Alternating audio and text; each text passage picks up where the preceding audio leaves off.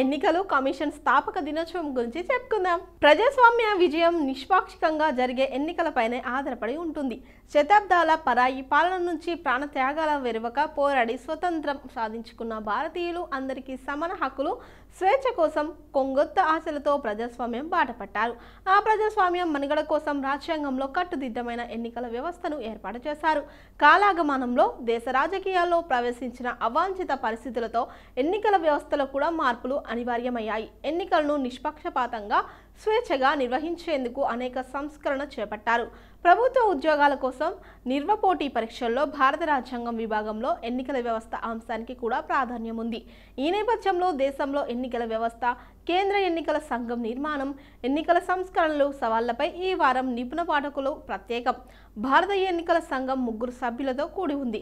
భారత రాజ్యాంగంలో ఎక్స్విఓ భాగం ప్రకరణ 324 నుంచి 329 వరకు మొత్తం 6 ప్రకరణల్లో ఎన్నికల సంఘం నిర్మాణం, అధికార విధులను గురించి వివరించారు.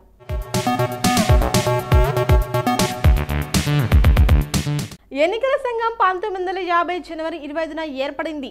నోట్ 2010 జనవరి 25 నాటికి భారత ఎన్నికల సంఘం ఏర్పడి 60 ఏళ్లు పూర్తయిన సందర్భంగా వజ్రోత్సవాలు నిర్వహించి 2011 జనవరి 25న తొలి జాతీయ ఓటర్ల దినంగా ప్రకటించారు. 2015 జనవరి 25న 5వ జాతీయ ఓటర్ల దినోత్సవాన్ని నిర్వహించారు. ప్రజాస్వామ్యానికి ఎన్నికలు వెన్నెముక లాంటివి, పాలన విధానానికి పునాది లాంటిది.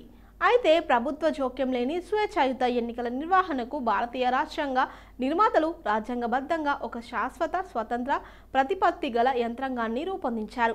దీన్నే ఎన్నికల సంఘం అంటారు. ఎన్నికల సంఘం భవనాన్ని నిర్వాచన సదన్ అంటారు. భారత ఎన్నికల సంఘం నిర్మాణం, కేంద్ర ఎన్నికల సంఘం శాశ్వత, స్వతంత్ర, ప్రతిపత్తి ఉన్న రాజ్యాంగబద్ధ సంస్థ. ప్రకరణ 224 ఎన్నికల సంఘం అధికారాలు, విధులను తెలియజేస్తుంది.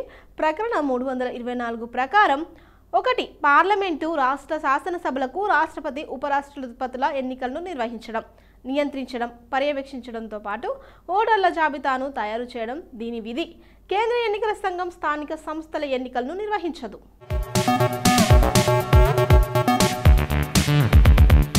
ప్రకరణ 324 ప్రకారం నెంబర్ 2 ప్రకారం ఇందులో ఒక ప్రధాన ఎన్నికల కమిషనర్, రాష్ట్రపతి నియమించిన సంఖ్యలో ఇతర కమిషనర్లు ఉంటారు. ప్రధాన ఎన్నికల కమిషనర్, ఇతర కమిషనర్లు రాష్ట్రపతి చేత నియమించబడతారు.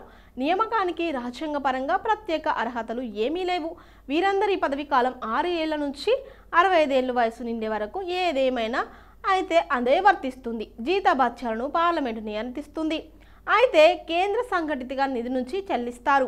ఆదాయపు పన్ను ఉండదు. 3 సుప్రీంకోర్టు సాధారణ న్యాయమూర్తి వేతనంతో సమానమైన వేతనాన్ని పొందుతారు. ప్రస్తుతం వీరి వేతనం 90,000 రూపాయలు.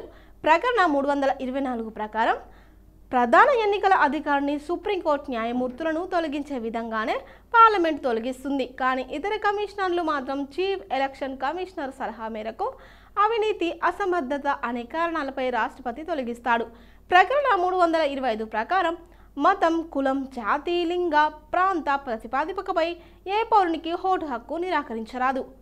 ప్రకరణ 326 ప్రకారం లోక్సభకు లేదా రాష్ట్రాల శాసనసభలకు ఎన్నికలు వయోజన ఓటు హక్కు ప్రతిపాదికపై జరుగుతాయి.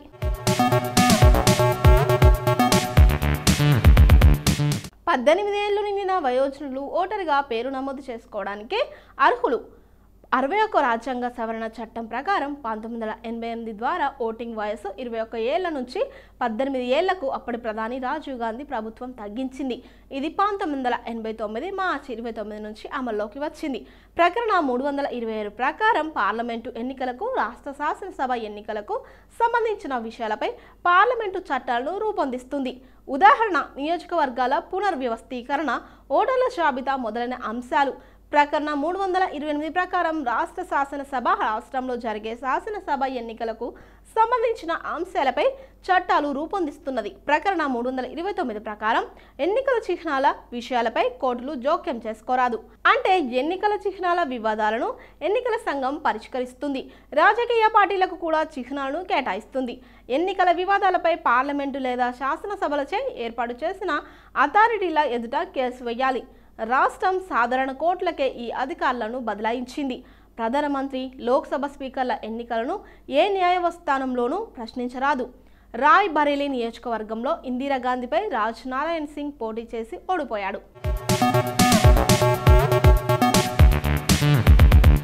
ఇప్పటివరకు ఎన్నికల కమిషన్ స్థాపక దినోత్సవం గురించి మనకు తెలియని కొన్ని ఆసక్తికరమైన నిజాలు తెలుసుకున్నాం కదా. మరి జనవరి 17వ తేదీన ఒక్కసారి చరిత్రలోకి వెళ్లి చూస్తే ఎంతో మంది ప్రముఖుల జననాలు జరిగాయి. మరి ఒక్కసారి చరిత్ర పుటల్లోకి వెళ్లి నేను జన్మించిన ప్రముఖులు ఎవరో తెలుసుకుందాం రండి.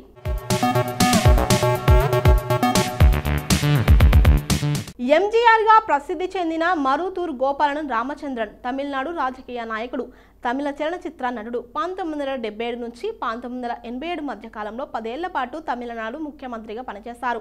అతను దాత, సమాజ సేవకుడు. 1988లో ఎంజీఆర్కు భారతదేశపు అత్యున్నత పౌర గౌరవమైన భారతరత్న మరణాంతరం లభించింది. తన యవ్వనంలో ఎంజీఆర్, అతని అన్నయ్య ఎంజీ చక్రపాణి తన కుటుంబాన్ని పోషించడానికి ఒక నాటక బృందంలో సభ్యులయ్యారు.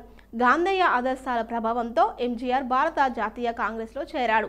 కొన్ని సంవత్సరాల పాటు నాటకాల్లో నటించిన తర్వాత 1936లో సతీ లీలావతి చిత్రంలో ఒక సహాయ పాత్రలో చలనచిత్రరంగ ప్రవేశం చేశాడు. 1940 దశకం చివరికల్లా అతను కథానాయక పాత్రలు సంపాదించాడు. తర్వాత 3 దశాబ్దాల పాటు తమిళ చిత్ర పరిశ్రమలో అగ్రకథానాయకుడిగా ఎదిగాడు. ఆధిపత్యం కూడా సంపాదించాడు. ఎంజి రామచంద్రన్ జనవరి 17, 1917న కౌండీలో జన్మించారు. సిఎన్ అన్నాదురై నేతృత్వంలోని ద్రావిడ మున్నేట్ర కజగం ఎంజీఆర్ సభ్యుడయ్యాడు. నటుడిగా తనకున్న అపారమైన ప్రజాదరణను భారీ రాజకీయ బలం పెంపొందించుకోవడానికి ఉపయోగించాడు. తద్వారా డిఎంకేలో తన స్థానాన్ని వేగంగా పెంచుకుంటూ పోయాడు. అన్నాదురై మరణించాక పార్టీ నాయకత్వం చేపట్టిన తన ఒకప్పటి స్నేహితుడు కరుణానిధితో ఎంజీఆర్కు రాజకీయ విరోధం ఏర్పడింది.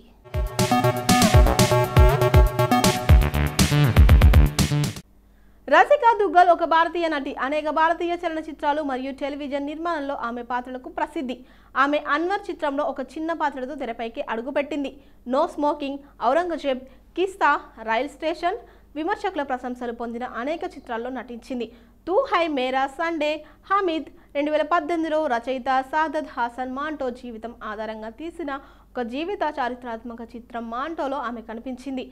అక్కడ ఆమె మాంటో భార్య సఫియా పాత్రను పోషించింది. దీనికి ఆమె తన మొదటి స్క్రీన్ అవార్డు ప్రతిపాదనను అందుకుంది. ఉత్తమ సహాయ నటి విభాగంలో ఆమె లూట్ కేస్, దర్బన్ వంటి సినిమాల్లో కనిపించింది. ఈ రెండింటిలో ఆమె నటన ప్రశంసించబడింది. Amazon Prime Video original series మిర్జాపూర్లో ఆమె పాత్రలో 2018లో రసికా పురోగతి సాధించింది. దీనికోసం ఆమె ఒక వెబ్ సిరీస్లో ఉత్తమ నటి విభాగంలో ఇండియన్ టెలివిజన్ అకాడమీ అవార్డ్స్లో నామినేషన్ పొందింది. అప్పటి నుండి ఆమె made in heaven, Delhi crime, out of love, a suitable boy, okay computer వంటి బహుళ వెబ్ సిరీస్ల కోసం విమర్శాత్మక సంచలనాలను అందుకుంది. అయితే రసికా దుగ్గల్ జనవరి 17, 1985న జార్ఖండ్లో జన్మించారు.